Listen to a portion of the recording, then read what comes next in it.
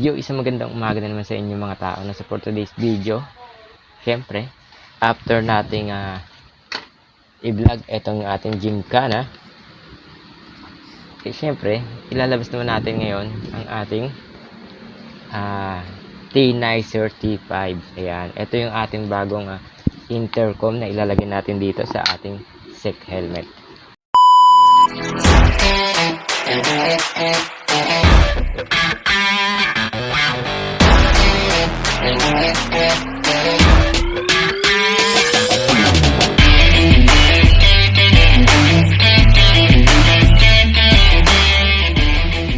Alright, so ano nga ba tong T-Nicer T5 na to? Ito lang naman ang helmet Bluetooth intercom. Ayan. So ano-ano yung mga specs na nito, no? Ito, syempre, meron naman siya ditong Bluetooth na 5.2. Syempre, meron siyang 3 equalizer sound effect. Quick charge, voice prompt from battery, for battery level. Ayan. Two-way intercom, music sharing, long distance communication, CVC digital noise reduction function, automatic call answering, voice command, long battery, IP67 waterproof. So napakaganda kasi waterproof na siya, hindi ka na mag-aalinlangan pa kung mababasa siya para masira, diba? Yun. So ano pang antayin natin? Siyempre, bubuksan na kagad natin to. Ayan, buksan natin. Napakaangas ng box niya, guys, oh. Diba? Ayan. So paano ba to? Ayan, ito, aangat lang pala to. Ayan. Wow. Oh, panis. Napakaangas. Alright.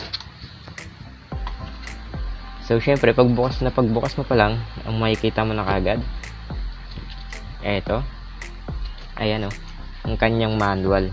Syempre. So syempre, sa manual muna tayo mag-i-start. Ano nga ba yung makikita natin dito sa manual na to? Dito, syempre, makikita mo yung product introduction nila. Ayan, product introduction diagram. Ayan. At dito, syempre, makikita nyo dito kung paano siya ikinakabit. Ayan, so hindi ka na mag-isip kung paano nga ba to, paano ba to. Dito sa kanyang manual, makikita mo na lahat ng gusto nyong malaman kung paano siya ma-install sa helmet nyo at paano siya paganahin. Alright, yun. So next, tabi muna natin to. Ayan, meron din siya ditong manual charger. It's a prank.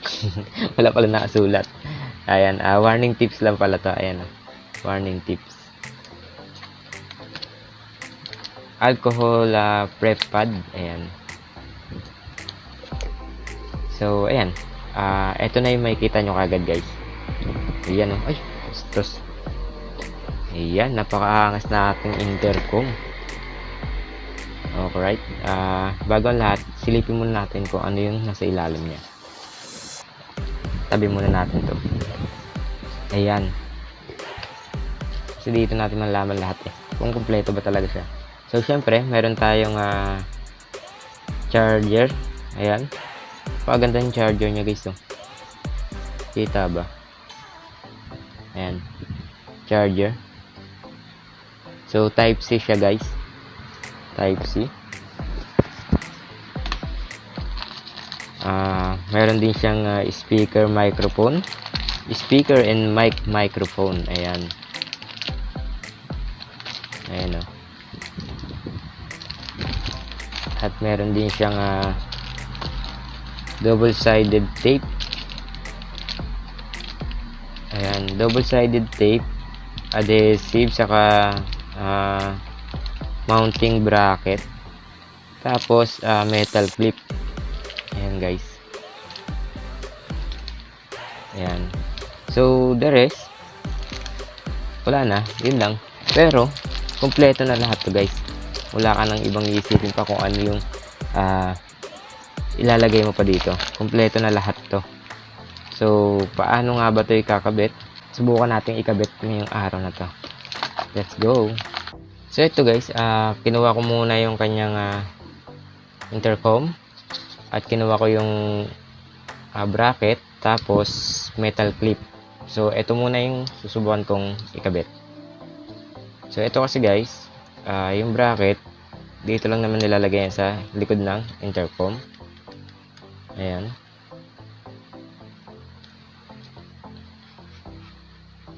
Check natin kung okay ba. Alright, so sakto lang. And then itong clip na to guys, dito yan ikakabit kung saan mo kinabit yung bracket.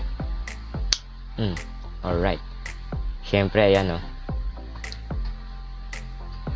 And then kapag nakabit mo na to, ikakabit mo naman to dito sa ating helmet. Ayan. So paano ko siya ikakabit? Yun guys, so eto na, nakabit na natin yung ating intercom. Ayan. So medyo nahirapan ako kasi hindi kasi ako sanay magkabit na ito. Ayan, so kinakapa ko pa kung paano ko siya makabit. Ayan, pero totally okay na, goods na. Nakabit na natin. Ayan, oh. Napakaganda. Diba? And then, ikakabit naman natin yung mga mic at headset. Alright guys, so meron tayo yung double-sided tape. Dito mo siya ilalagay sa gilid. Wait lang. Dito sa may gilid. Diyan, oh. So dito yan, sakto yan sa ating tenga. Diyan natin siya ikakabit. Siyempre, bago ang kabit, yung kabila lang muna yung tatanggalin natin. Malabo yung mata ko eh. Alright.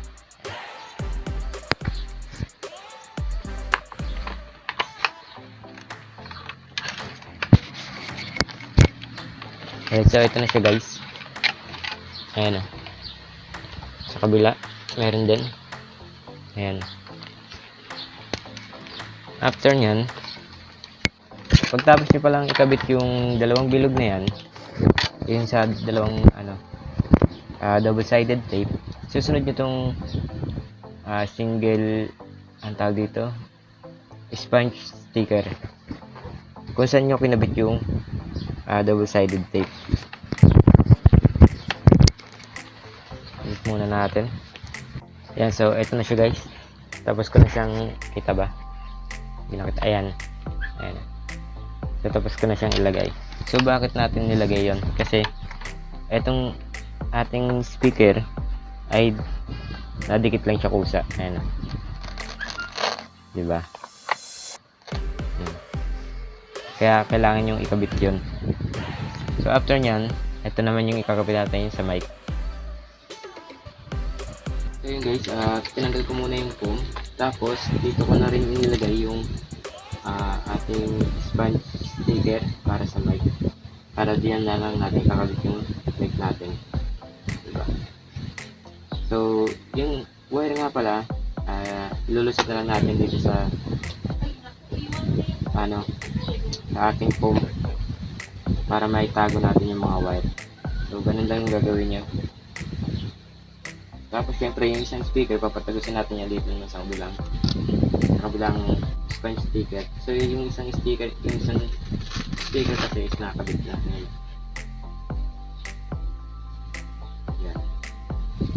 Pakita muna natin guys.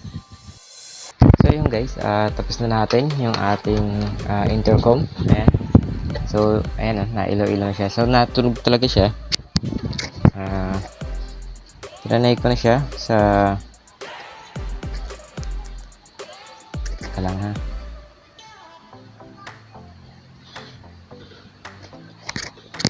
Ayan, sana marinig yun.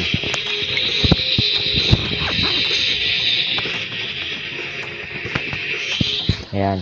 So natunog talaga siya at napakalakas. Parang parang hindi naka-headset eh. Kasi pag suot mo ng helmet, sold. Sarap ng tugtugan. So try ulit natin guys.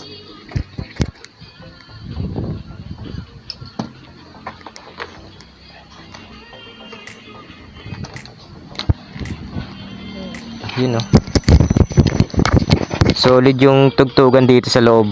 Para kang nasa loob ng bar. Yeah. Napakaganda talaga ng style niya. Solid. Ayan oh. Solid yung style niya, guys. Panalong panalo. Panalong panalo yung yung sa tunog niya. Ayan oh. Panalong panalo quality. Tapos syempre bumagay siya sa ating helmet, no? Ayan. Tapos ito yung on off. Yan.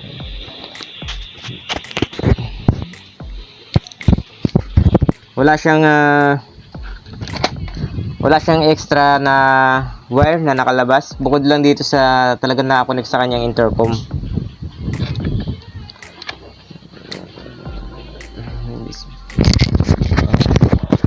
So ayun, ulitin ko kasi baka hindi nyo narinig.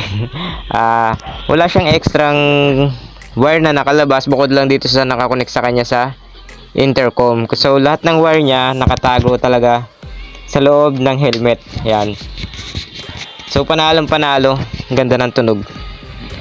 Yan. So sa mga gustong bumili na itong T-Nicer T5, okay, tanggalin mo natin.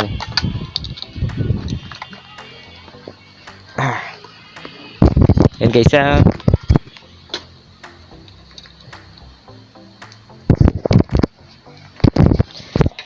yan guys, sa mga gustong bumili na itong T-Nicer T5, nagwo-worth lang siya ng 2.8 guys. So T5 na siya, quality na yung tunog niya, napakaganda. Saan na ba yung box niya? Ayan, T-Nicer T5. Ayan guys, oh. Quality yan. So sa mga ang tawag dito, motor shop, doon yung siya mabibili, or sa mismong T-Nicer kayo bumili. Ayan. So napaganda. Tapos bumagay siya sa ating Urban Fighter Sec, diba? Solid, paganda, panalo guys. So yun, hanggang dito lang yung ating video, and sana magustuhan nyo yung ating content ngayong araw na ito. So ayan, have a nice day guys, ride safe.